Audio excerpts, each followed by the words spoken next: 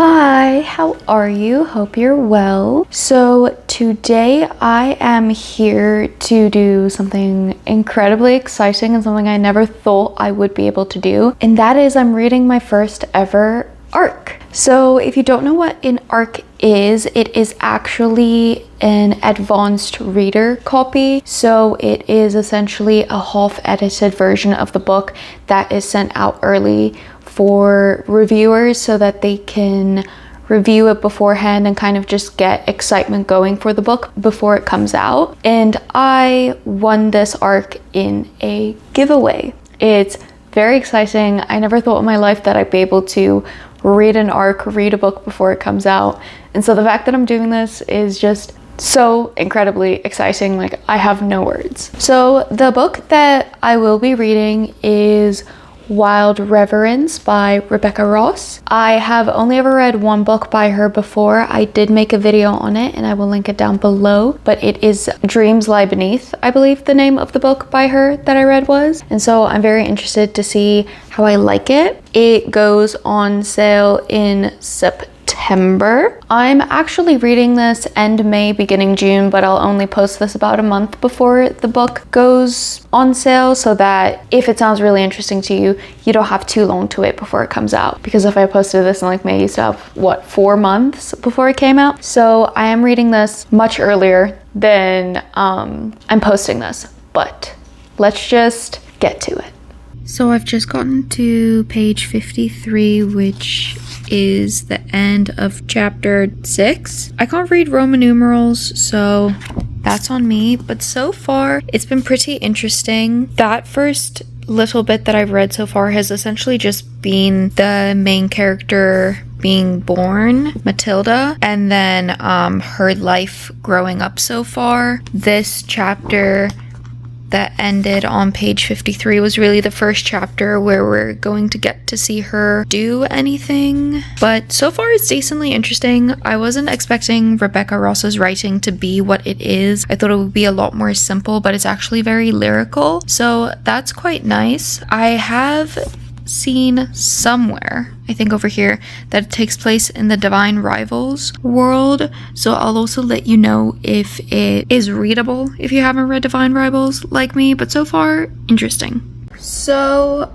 I'm about 72 pages into Wild Reverence. I just quickly wanted to check in because I wanted to show an example of how the writing is lyrical, and I didn't expect it to be. I don't want to show the actual pages of the book because I don't want to spoil anything. Quick reminder, this is an ARC, so this quote might change. I've never reviewed an ARC before, so I don't know the actual proper guidelines for it, so I'm just gonna keep saying that just in case. But this quote might change. Hopefully it doesn't, because I really like how it's written. But this is how it is, quite poetic and lyrical, and I was expecting it to be a lot more simple. To be a lone goddess surrounded by men devastated from battle was dangerous, for men are like ethereals. I think that's how you say it. I'll put the word up here. They are drawn to shiny, quicksilvered things, keen to tame them. That was just one example of a quote that I quite enjoyed. I thought it was very poetic, and it kind of explained the nature of man in a very interesting way. And in this book, the ethereals are like shiny dragons, just as an example. So I'm really not far into it. Hold on, let me show you better. I'm only about 14% through the book so far, but it's very interesting. I didn't think I would like it nearly as much as I am so far, and I'm interested to see where this goes, because this book so far is the type of novel where I really don't understand what's going to happen. Like, I have no guesses aside from the fact that we just met the love interest and there's obviously going to be a romance between her and him. But other than that, I have no idea, so I'm excited to keep going and see what the rest of this novel brings. I just got to Act 2, which is on page 124, and so far I'm really enjoying it. So what happened in the first act, which is about that much, I would say most of like this much was just kind of watching our main girl Matilda, and Vincent showed up every once in a while, just seeing what her early life was like. I didn't realize until the very end of Act 1 that both of them were 13 years old during this portion of the book. Then these few chapters over here, these last 30-ish pages, a lot of things happened, and then these last 2 chapters were kind of, this one was a summary of 3 years and this was a summary of 13. And so Act 2 is going to be approximately, they're going to be around 26 years old, I think. And then I don't know about the rest of the acts, obviously. But so far, this was kind of just like the start of the story and learning who both of our characters were. But it was still pretty interesting. I don't think I've really ever read a book like this one before. It's definitely interesting. It's definitely unique, and I'm enjoying it so far. So I'm on chapter 25, which is on page 168 technically, and I'm covering the chapter title because it's kind of a spoiler, so let me just flip the book closed. In chapter 25, she introduced a trope that I'm usually a pretty big fan of, and I'm very interested to see how it goes. I'm also very intrigued to see if it remains a thing for the entirety of Act 2, which is this much, or if it will be something that is in the rest of the book, not just Act 2. So I'm very curious, but I'm very excited because I'm a fan of this trope, and I'm very interested to see what she does with it. So I just finished Act 2, which is on page 217, and it ended very interestingly, but most of Act 2 was a bit boring, I won't lie, because at the end of Act 1, we built up so much right here, and then all of this was kind of catch up, and so I'm not fond of the pacing that much, and I'm really hoping that the remainder of the novel's pacing is a bit better and we don't continue to get cut off every time something interesting happens, because I really don't like that. But so far, I'm still enjoying it, and I'm excited to see how the story carries on. Hi, so I'm this far into the novel. I'm on page 388. Act 4 ends on page 468, and then there's Act 5, which is like AC something pages. So I don't know if I'm going to check in again until I finish this. I don't think I'm going to, because it's getting to a point where there's really not that much that I can talk about. I did just have one final thing I wanted to say before I check in for the ending review and whether or not I recommend this novel. And my thing is a bit of an issue. Actually, this is Act 1. It's about 124 pages. And in Chapter 1, as I mentioned before, our main character is born. And then the entirety, sorry, this book is heavy and I can't put a lot of weight on this thing head, but the entirety of Act 1, which is this, takes place when both the main characters are 13 years old. I'm not going to lift the book again because I just really hurt my arm, but it takes place when they're 13 years old, and then something big happens nearing the end of Act 1, the last 30 to 40 pages. Something really, really big happens and a big discovery is made. So you're like, oh, this is what the novel's about. But then the second to last chapter is in the male main character, Vincent's point of view, and he's kind of summarizing from age 13 to 16 what happened. And then the final chapter of Act 1 is in Matilda's point of view, and she's summarizing from 13 to 26 and kind of just saying like, oh, yeah. And then you go to Act 2, and the first few chapters is essentially just catching up with the lost 13 years. So the second sentence of chapter XIX, I'm sorry, my brain's not working, says 13 years I had spent dwelling in blank, and then it continues on, and I don't want to say where because I don't want to spoil anything since this is not even out yet. The first, I want to say at least 3 chapters, if not 4, is just spent catching us up on what has happened in the last 13 years. And so this big thing happens, and then it's just cut off, and then you have to kind of restart the novel, it feels like. That kind of killed the momentum for me. But then something starts happening again, and you're like, okay, we're getting to the point. And meanwhile, you still think the thing that happened in Act 1, the big thing, is going to come back. And so the plot starts happening, and the main conflict of the novel is a big conflict, but because the main character is a goddess, and because of what happened in Act 1,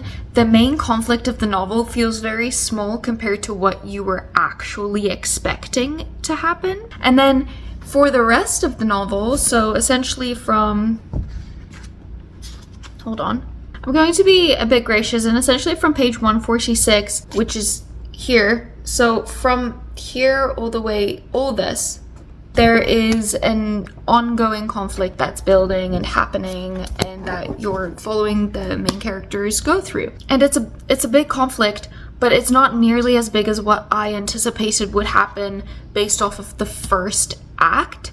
And so all of these pages from page 146 up to, at this point I'm at page 3 ACA, it's been well over 200 pages. I'm continuously waiting for something to happen, and then every time something happens and you're like, oh, this is the big thing. And then it kind of gets solved within 2 to 10 chapters.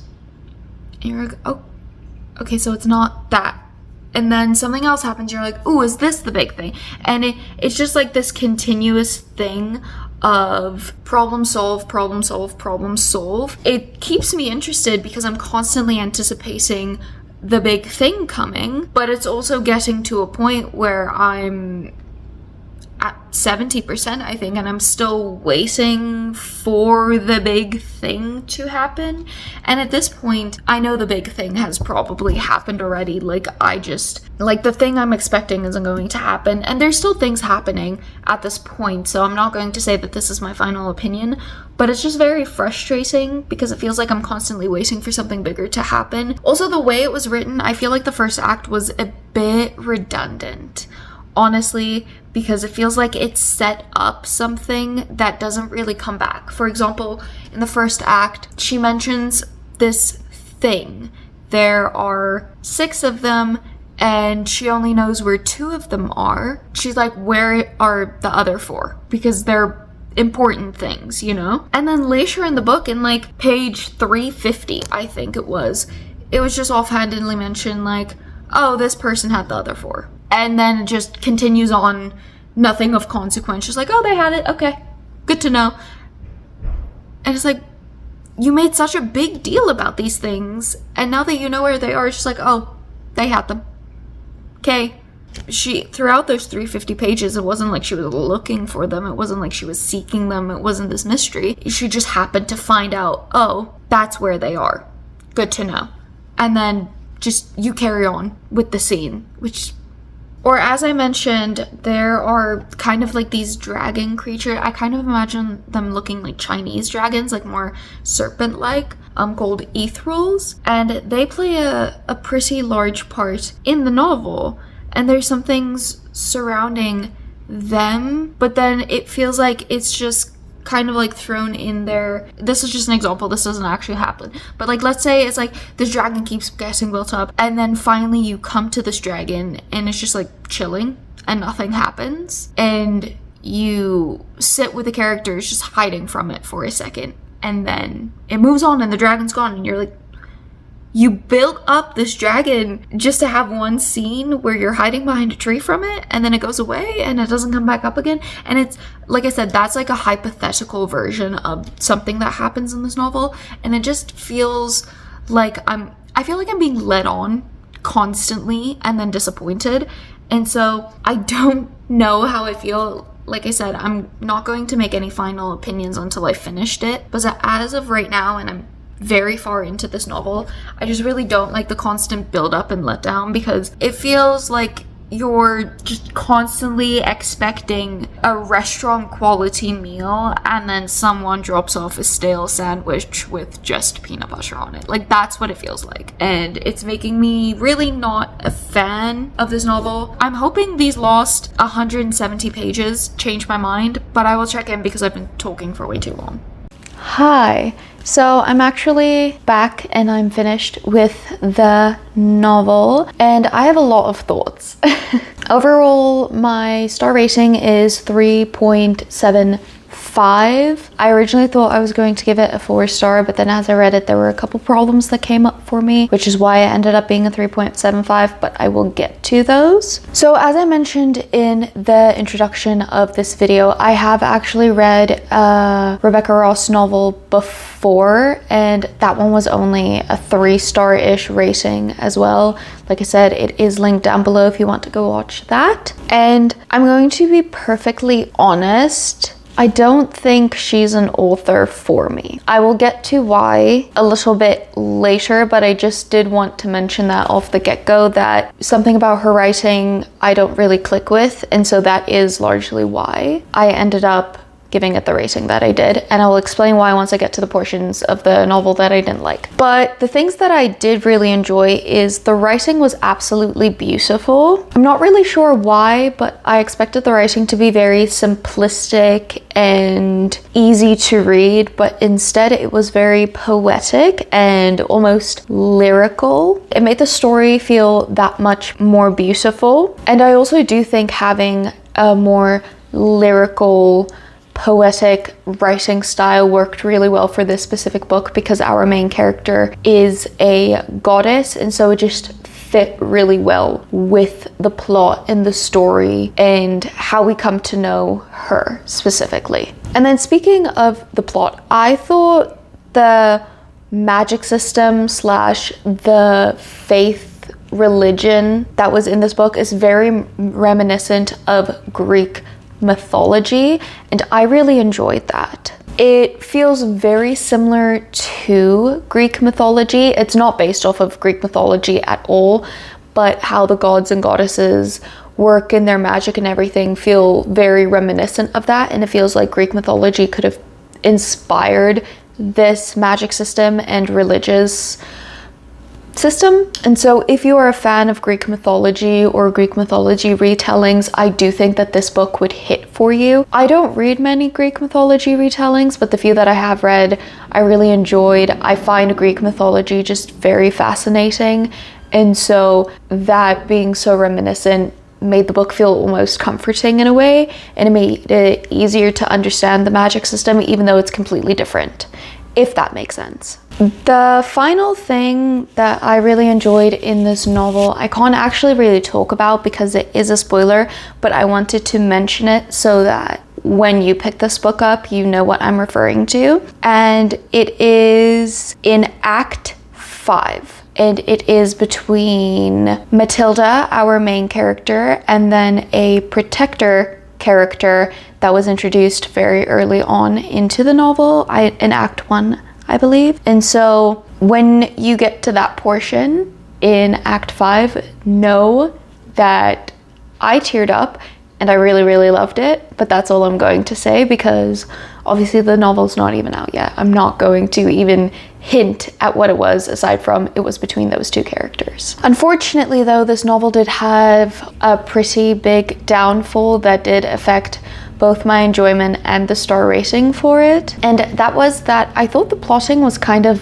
off. It constantly felt like I was waiting for something big to happen, and then when something big did happen, it didn't feel big enough. By the way the plot summary was written, and with the fact that the main character is a goddess, it just constantly felt like the conflict should have been more, it should have been bigger, and so I just felt like I was constantly waiting for that to happen, and every big moment didn't feel big enough because I was waiting for that large moment. And then every form of conflict was also resolved within pages or within chapters. I'm talking anywhere from 1 to 10 chapters, and the chapters in this novel is quite short. They're anywhere from 5 to 12 pages, which is very quickly. And so at first the anticipation kind of kept me going, it kept me interested, because it was like, when's the big thing happening? It's just like these medium things that are happening, but when's the big conflict going to come? But then after a while it started to feel pointless, because you get to a point where it's like, oh, the big thing was the medium thing. We're not waiting for something bigger. And then because every single conflict gets solved within 5 to 20 pages, it felt very just lackluster, because nearing the third of the novel, it was just every time something would happen, I wouldn't even feel worried, because it's like, well, this will be solved within the next 3 chapters, so who even cares at this point? The lack of tension did make the last third of the book difficult for me to get through. I was slugging through quite a bit. The constantly waiting for a bigger climax to happen made the book just feel kind of unfulfilling after a point, because, as I said, you don't realize that you're already in the climax. You're thinking you're building to it, if that makes sense. I do believe I mentioned this, but the way Act 1 started just made it feel like the story was going to be about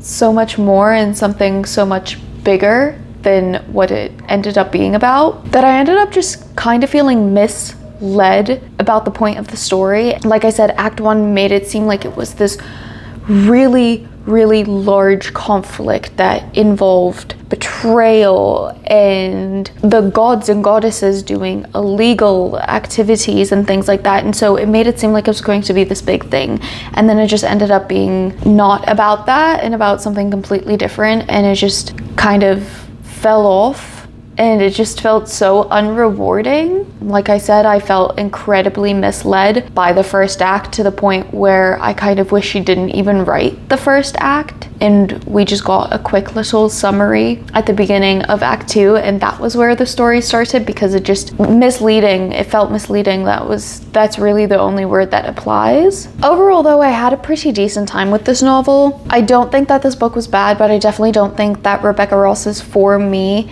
because between Wild Reverence and between Dreams Lie Beneath, her work to me personally just always feels like it's lacking something. I will admit that the epilogue of Wild Reverence did make me want to pick up Divine Rivals a little bit, because this does take place in the same world. In fact, it says on the back of the arc, set in the world of the gods first introduced in Divine Rivals.